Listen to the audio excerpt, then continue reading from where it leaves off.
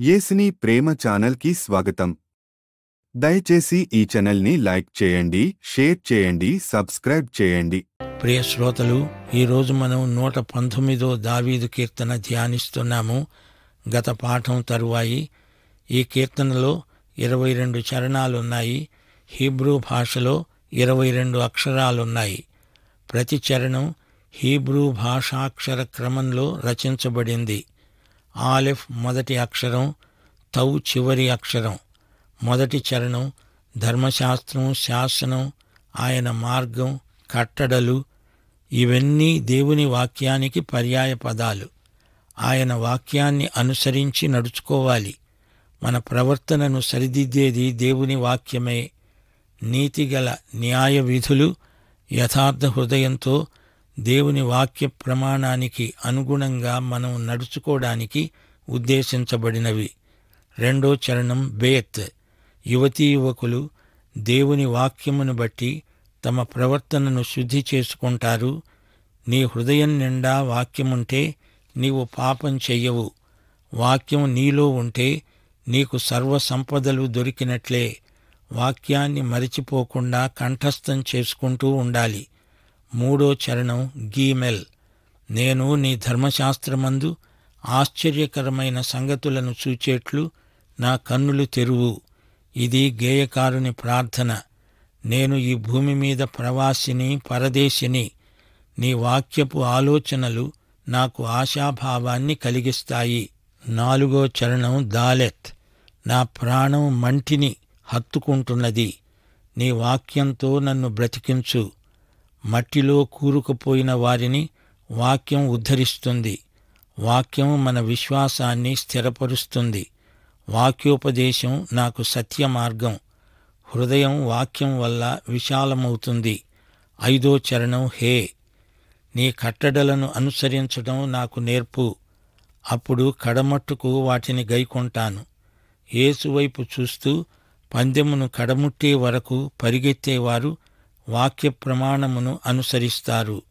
ఆరో చరణం వావ్. యెహోవా, నీ కనికరములు నా వద్దకు రావాలి, రానియ్యి. నీ ఆజ్ఞలను బట్టి నేను హర్షిస్తాను. అవి నాకు ప్రియములు. దేవుని వాక్యము ద్వారా దేవుని కృపా కనికరములు మనకు ప్రాప్తిస్తాయి. వాక్యాన్ని ప్రేమించని వారు దేవుణ్ణి ప్రేమించనట్లే. వాక్యమందు అభిరుచి, ఆసక్తి మనకు ఎంతైనా ఉండాలి. ఏడో చరణం జాయిన్. దేవా, నీ సేవకునికి దయచేయబడిన మాటను జ్ఞాపకం చేసుకో. దానివలన నీవు నాకు నిరీక్షణ పుట్టించావు. దేవుని వాగ్దానాలు ఎంతైనా నమ్మదగినవి. ఆడిన మాట తప్పని దేవుడాయన. అదే మన నిరీక్షణ. ఎనిమిదో చరణం హేత్. యెహోవా, నీవే నా భాగం. నీ వాక్యమును అనుసరించి నడుచుకుంటానని నిశ్చయించుకున్నాను. మనము పూర్తిగా దేవుణ్ణి అనుభవించాలి. ఆయనే మన భాగం, మన భాగ్యం. న్యాయమైన నీ విధులను బట్టి నీకు కృతజ్ఞతాస్తుతులు. అర్ధరాత్రి వేళ మేల్కొని నీకు కృతజ్ఞతలు చెప్పుకుంటాను. అర్ధరాత్రి మీకు మెళుకువ వస్తే దేవుని వాక్యం స్మరించుకోండి. తొమ్మిదో చరణం తేత్. వారి హృదయం కొవ్వింది, మందంగా ఉంది. నీ ధర్మశాస్త్రమును బట్టి నేను ఆనందిస్తున్నాను. గర్విష్ఠులు నా గురించి అబద్ధ ప్రచారాలు చేస్తున్నారు. పూర్ణ హృదయంతో దేవా, నీ ఉపదేశాన్ని అనుసరిస్తున్నాను. పదో వచనం యోద్. నీ చేతులు నన్ను నిర్మించి నాకు రూపు ఏర్పరిచాయి. గుండెపోటుకు వాక్యమే పరమౌషధం. సృష్టికర్తే తన సృష్టి అయిన మానవుణ్ణి బాగుచేయగలడు, స్వస్థపరచగలడు. నీ ఆజ్ఞలను నెరవేర్చే బుద్ధి నాకు దయచెయ్యి దేవా. 11వ చరణం ఖఫ్. నేను పొగ తగులుతున్న సిద్దెలాగా అయిపోయాను. అయినా నీ కట్టడలను నేను మరవటం లేదు. పొగచూరిపోయిన సిద్దె నలుపెక్కి పూర్తిగా పాడై పగిలిపోతుంది. దేవా, నీ వాక్యాన్ని మరువక జ్ఞాపకం చేసుకుంటూ ఉంటే నేను బాగవుతాను. 12వ చరణం లామెద్.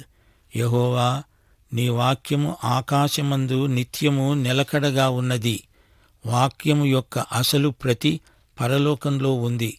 పరలోకంలోని వాక్యానికి నకలు మన చేతిలో ఉన్న వాక్యం.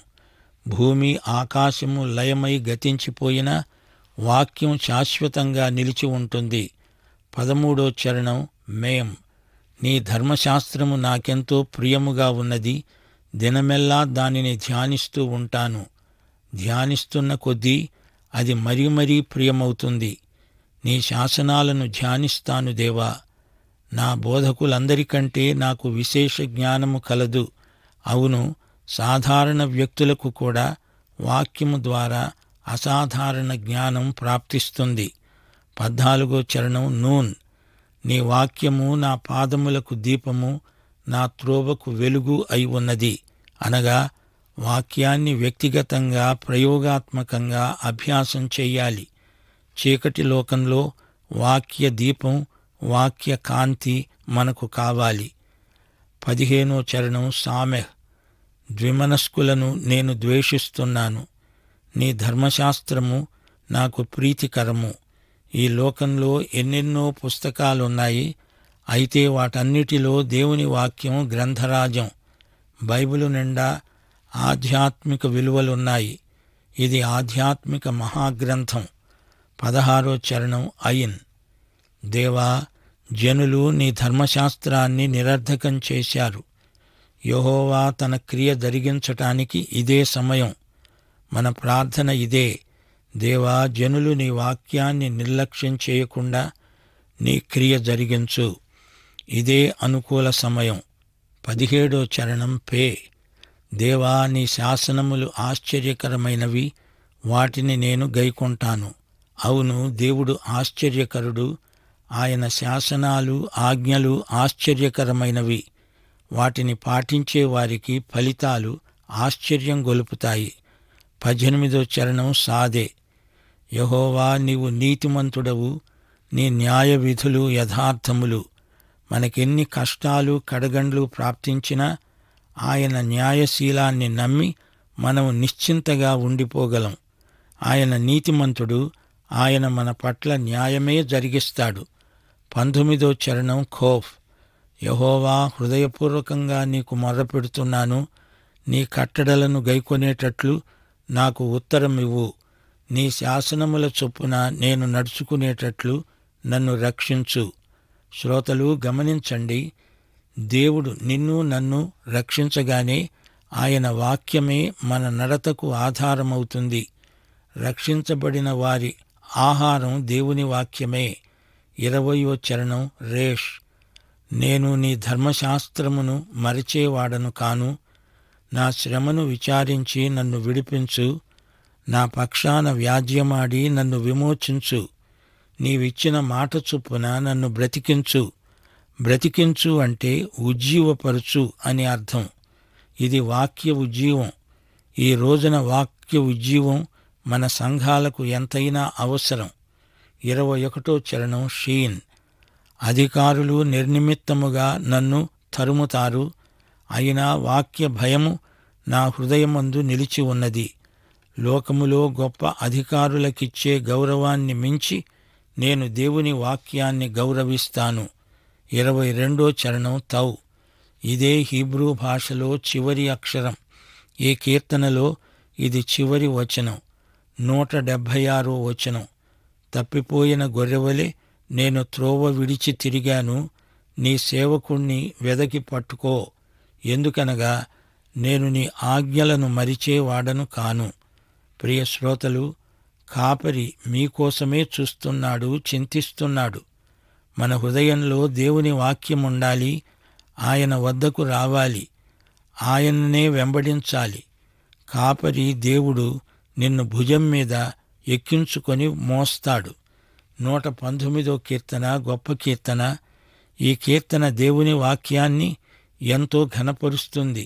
స్వాతంత్ర్యానికి ఆధారం దేవుని వాక్యం. ఈ కీర్తన వాక్యం యొక్క గ్రంథకర్త అయిన రక్షకుణ్ణి చూపుతుంది. యోహాను సువార్త 8వ అధ్యాయం 36వ వచనం.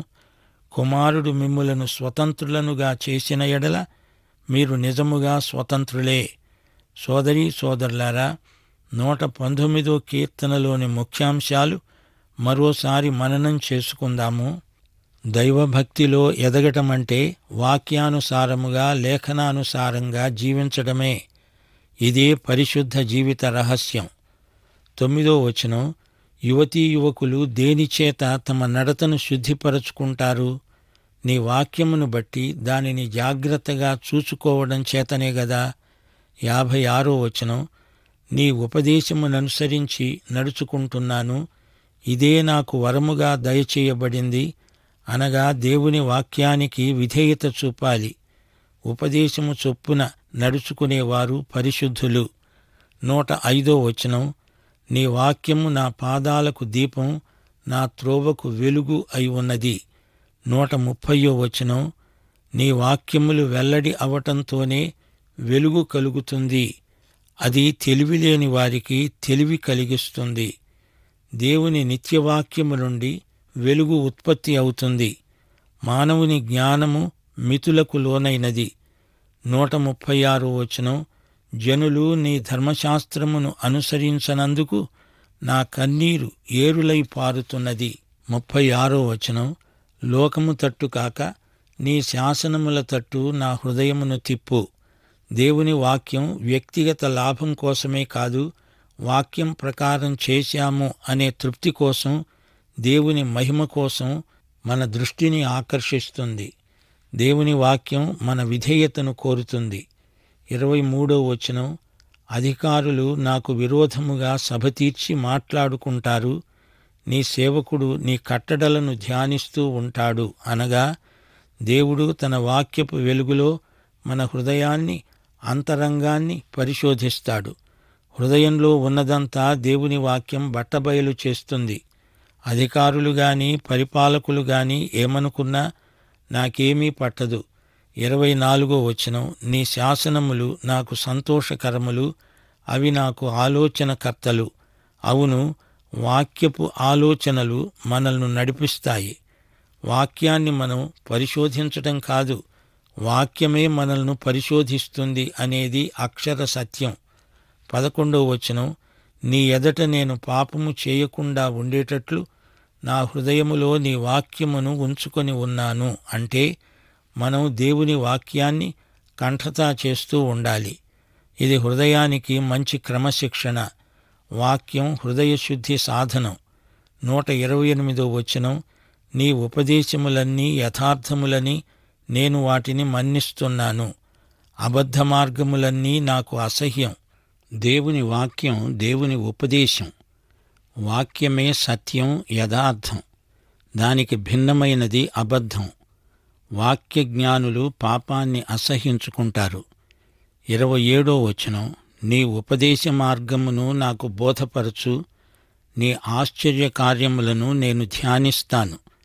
వాక్యమందలి అంశములు ఊరికే తెలుసుకుంటే చాలదు, వాటిని జీవితంలోని ప్రతి విభాగానికి అన్వయించుకోవాలి. వాక్యం మనలో ఆశ్చర్యకార్యాలు జరిగిస్తుంది. ఇది సజీవ వాక్యం. 19వ వచనం, నేను భూమి మీద పరదేశినై ఉన్నాను, నీ ఆజ్ఞలను నాకు మరుగు చేయకు. నేను నీ ధర్మశాస్త్రమునందు ఆశ్చర్యకరమైన సంగతులను చూచేటట్లు నా కన్నులు తెరువు. మనం ఈ లోకంలో ప్రవాసులం. దేవుని ఆజ్ఞలే వాక్యమంటే. దేవుడు మన కన్నులు తెరిస్తేనే కాని వాక్యమందలి ఆశ్చర్యకరమైన విషయాలను మనం చూడలేం. హృదయనేత్రాలు, మనోనేత్రాలు తెరుచుకొని దేవుని వాక్యాన్ని అధ్యయనం చెయ్యాలి. పరిశుద్ధాత్మ మనలో ఉండి జరిగించే పరిచర్య ఇదే. పౌలు వాక్యం ప్రకటించినప్పుడు పరిశుద్ధాత్మ లూదియ హృదయాన్ని వాక్యానికి తెరిచాడు. 119వ కీర్తన 71వ వచనం, నేను నీ కట్టడలను నేర్చుకునేటట్లు శ్రమనుంది ఉండడం నాకు మేలైంది. అవును, శ్రమల ద్వారా మన హృదయ భూమి వాక్యపు విత్తనాల కోసమై సిద్ధపడుతుంది, చదునవుతుంది, పదునవుతుంది. ప్రియ శ్రోతలు వింటున్నారా? ఈ కీర్తనలో 1 నుండి 40వ వచనం వరకు ధర్మశాస్త్రం అనే మాటకు కొన్ని పర్యాయ పదాలున్నాయి. ఉపదేశము, న్యాయ విధులు, వాక్యము, శాసనము, ఆజ్ఞలు, కట్టడలు. సాధారణ అర్థంలో ఇదంతా బైబిలు అనే దేవుని వాక్యాన్ని గురించిన వివరణలే. ఈ వాక్య భాగమంతా ఒక ప్రార్థనలాగా ధ్వనిస్తోంది గదూ. శ్రోతలు, ఈ కీర్తనలో ప్రార్థన పదజాలం మనకు సమృద్ధిగా లభిస్తుంది. మన జీవితంలో దేవుని వాక్యం ప్రముఖ స్థానం వహిస్తుంది అని గుర్తించండి. మన పెదవులను, కన్నులను దేవుని వాక్యం ఎలా శుద్ధి చేస్తుందో గమనించండి. 41 నుండి 88 వచనం వరకు గేయకారుని అనుభవాలు మనకెంతో దగ్గరగా వస్తాయి. నా నోట నీ సత్యవాక్యమున్నది, వాక్యం వల్ల మన నిరీక్షణ స్థిరపడుతుంది. వాక్యమందు మనకు ఓదార్పు. యాత్రికుడనైన నేను నా బసలో పాటలు పాడడానికి నీ కట్టడలు హేతువులు. మనం పాడేది వాక్యాన్ని, మనం గానం చేసేది దేవుని వాక్యమే. ఈ భూమి యావత్తూ దేవుని కృపతో నిండి ఉన్నట్లు చూపుతుంది దేవుని వాక్యం. వివేచన, జ్ఞానము మనకు అలవరిచింది దేవుని వాక్యమే. వేల కొలది బంగారు నాణెముల కంటే దేవుని వాక్యం ఎంతో విలువైనది. దేవుని విశ్వసనీయత ఆయన వాక్యంలో మనకు అడుగడుగునా కానవస్తుంది. 89 నుండి 136 వచనం వరకు ఒక గొప్ప విశేషముంది. ఆకాశమందు నిలకడగా ఉన్న వాక్యం. వాక్యానికి దేవునికి భేదం లేదు. వాక్యమే దేవుడు, దేవుడే వాక్యం. భూమిని స్థాపించిన స్థిరమైన వాక్యం. దేవునిలాగే పరిమితి లేని పరమార్థము, పరిపూర్ణత వాక్యానికి ఉంది. వాక్యం దేవునిలాగే మన పాదాలను నడిపిస్తుంది, త్రోవను వెలిగిస్తుంది. వాక్యం బతికిస్తుంది. వాక్యం దేవునిలాగే హృదయానందకరం, నిత్య స్వాస్థ్యమది. మన జీవితానికి నిత్య నిర్ణయం. రక్షణ కలిగిస్తుంది, ఉద్ధరిస్తుంది. దేవుడు వాక్స్వరూపి. బంగారము కంటే, అపరంజి కంటే వాక్యం దేవునిలాగే అమూల్యమైంది. సేవకుల ముఖకాంతి దేవుని వాక్యమే. వాక్యాన్ని ప్రేమించేవారు దేవుణ్ణి ప్రేమించినట్లే. వాక్యముపై మనకు అధిక వాంఛ. దేవుడు తాను ఏమై ఉన్నది, తాను ఏమి మాట్లాడేది అక్షర రూపంలో మనకు ప్రత్యక్షం చేశాడు. వాక్యము పట్ల మన వైఖరిని బట్టే మన భక్తి జీవితం నిర్ధారణకు వస్తుంది. 137 నుండి 176 వచనం వరకు దేవుని వాక్య విశిష్టత పునరుద్ఘాటించబడింది. శ్రమలెన్ని వచ్చినా దేవుని వాక్యమందు మనకెంతో ఆదరణ. గేయకారుడు తన స్థితిగతులను వలపోసుకుంటూ, నేను తప్పిపోయిన గొర్రెను అన్నాడు. నన్ను బతికించు, రక్షించు, నీ కృపచొప్పున నన్ను బ్రతికించు అంటున్నాడు. యెహోవా కనికరము మితిలేనిది, అవధులు లేనిది. నన్ను విమోచించు దేవా, నా అడుగులు స్థిరపరచు. నీ ఆసక్తి నన్ను భక్షిస్తున్నది.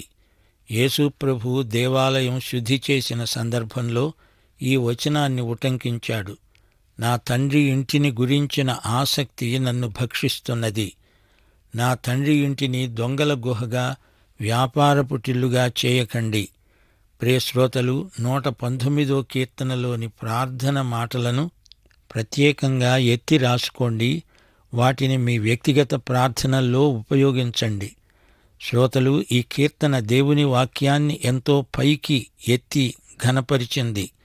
హీబ్రూ అక్షరక్రమాన్ని అనుసరించి రాసిన 22 చరణాల మహాకీర్తన ఇది.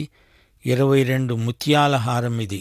స్తుతి, ప్రేమలను గురించిన అంశాలకు అక్షరాభ్యాస గ్రంథమిది. యేసుక్రీస్తే సజీవమైన దేవుని వాక్కు. యేసు ప్రభువు పరిశుద్ధ లేఖన వాక్యము ఒకటే, వేరు చేయడానికి వీలు కాదు. యేసు వాక్కును మన జీవితాలకు అనువదించుకోవాలి. మొదటి కీర్తనలో దావీదు ఏమన్నాడు? దుష్టుల ఆలోచన చొప్పున నడువక, పాపుల మార్గమున నిలువక, అపహాసకులు కూర్చుండే చోట కూర్చుండక, యెహోవా ధర్మశాస్త్రమునందు ఆనందిస్తూ దివారాత్రులు దానిని ధ్యానించేవాడు ధన్యుడు. ఈ వచనానికి 119 కీర్తన అంతా విపులమైన వ్యాఖ్యానం. విశ్వాసులు దేవుని వాక్యానికి పూర్తిగా కట్టుబడి ఉంటే, పూర్తిగా వాక్యానికి అనుగుణంగా జీవిస్తూ ఉంటే నిత్యానందం ప్రాప్తిస్తుంది. అదే దీవెన, ధన్యత. విశ్వాసి ఎల్లప్పుడూ దేవుణ్ణి వెతుకుతూ కనుగొంటూ ఉంటాడు. వాక్యమందే వెతకండి, మీకు దేవుని సాక్షాత్కారం లభిస్తుంది. మనకు దేవుడు ప్రసాదించిన మహాద్భుతమైన ఈవులలో బైబిలు ప్రత్యేకమైనది. మన ఆలోచనలకు, ఆశయాలకు దేవుని వాక్యమే కేంద్రం. పాపాన్ని ఎదిరించి పోరాడటంలో దేవుని వాక్యమే మనకు ప్రేరకం. మన చర్యలకు మార్గదర్శకం దేవుని వాక్యమే. దేవుడు విశ్వాసులను తన వాక్యంతోనే పోషిస్తాడు. సత్య మార్గం దేవుని వాక్యంలో మాత్రమే వెల్లడి అవుతుంది. దేవుడు ఏమి చేసినా తన వాక్యానికి అనుగుణంగానే చేస్తాడు. ఆయన వాక్య అధ్యయనం ద్వారా దేవుడు పనిచేసే విధానాన్ని మనము గ్రహించగలం. బంధకాలలో విశ్వాసులకు ఆదరణ దేవుని వాక్యమే. ప్రతి పరీక్షకు, కష్టానికి దేవుని వాక్యంలో ఆదరణ, ప్రోత్సాహం మనకు లభిస్తాయి. బాధాసహనాన్ని మనకు నేర్పుతుంది దేవుని వాక్యం. దేవుడు వ్యాధిలో నుంచి ఆరోగ్యాన్ని, పేదరికంలో నుంచి ఐశ్వర్యాన్ని, బలహీనతలో నుండి బలాన్ని తేగలడు. మనల్ని పరలోకానికి చేరువగా తెచ్చేది మనం మోయవలసిన సిలువే. మనం దేవుని దగ్గర నేర్చుకుంటే ఆ నేర్చుకున్న దాన్ని బట్టి ఆయనను స్తుతించాలి. మనం అతిశయించాల్సిందేమీ లేదు. సోదరుడా, సోదరి, యేసు నుండి సాత్వికం, దీన మనస్సు నేర్చుకుంటున్నారా? అయితే ఈ 119వ కీర్తనంతా మీకోసమే. పాఠం ఇంతటితో సమాప్తం. మన ప్రభు అయిన యేసుక్రీస్తు వారి దివ్యకృప, తండ్రి అయిన దేవుని పరమ ప్రేమ, పరిశుద్ధాత్మ యొక్క అన్యోన్య సహవాసము మనకు నిత్యత్వము పర్యంతము తోడై ఉండునుగాక. ఆమేన్. దయచేసి ఈ ఛానల్ని లైక్ చేయండి, షేర్ చేయండి, సబ్స్క్రైబ్ చేయండి.